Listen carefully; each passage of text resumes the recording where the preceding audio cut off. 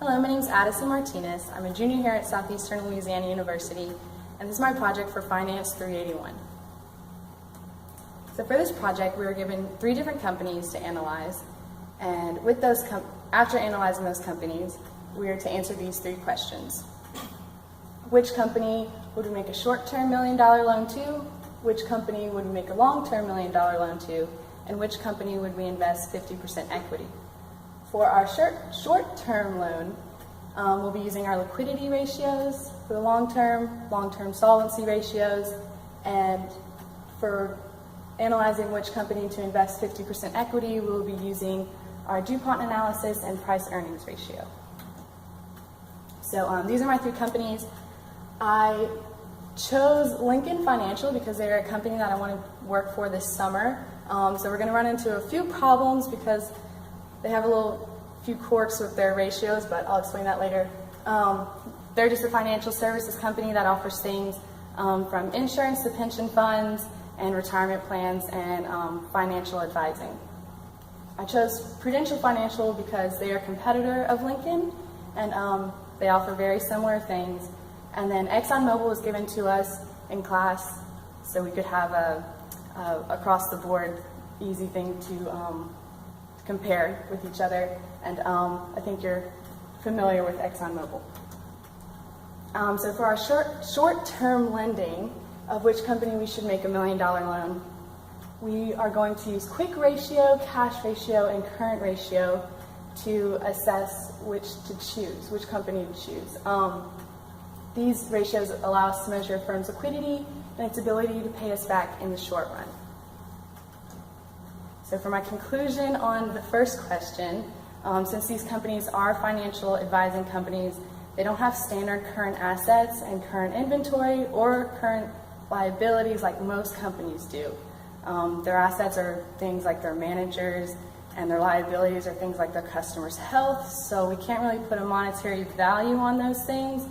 So given this information, we're unable to answer the first question because we only have information on ExxonMobil.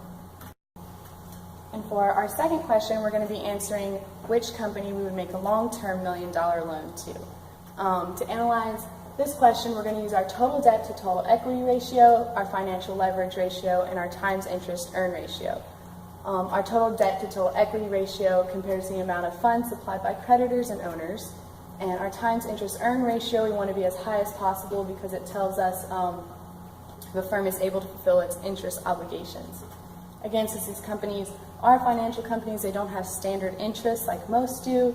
So for answering this question, we're just going to focus on our total debt to total equity ratio and our financial leverage ratio. So for total debt to total equity, we want it to be as low as possible because this tells us how much debt a company has to its stockholders. Our red is our Prudential, our orange is Lincoln Financial, and yellow is ExxonMobil. So here we would prefer Prudential because they have the least amount of debt to their stockholders.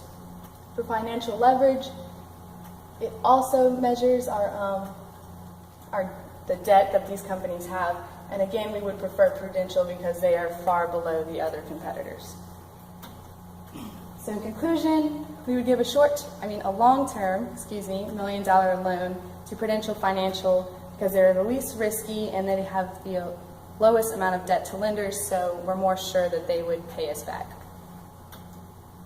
For our third question, we are assessing which company we would buy if we had the appropriate funds to do so. Analyzing this, we use return on equity, return on assets, and price earnings ratio. For return on equity, it shows us how much each dollar of common stockholders' equity generates profit. Return on assets indicates the efficiency with which a firm uses its assets to generate sales. And price earnings, we want it to be as high as possible because it tells us if a firm has significant growth opportunity or not. So for return on equity, we want it to be as high as possible because this tells us how efficient a firm is with their stockholders' money.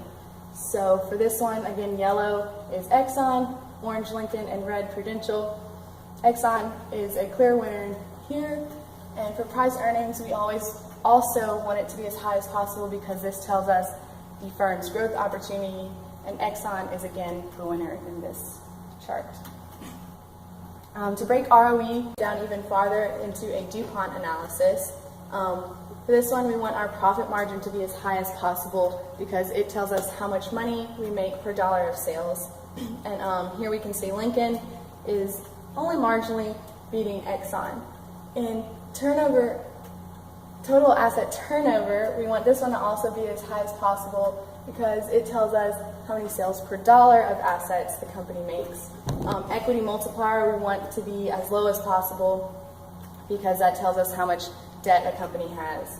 And for ROA and ROE, we also want to be as high as possible because that tells us our return on our assets and our return on our equity, of course, as the ratio explains.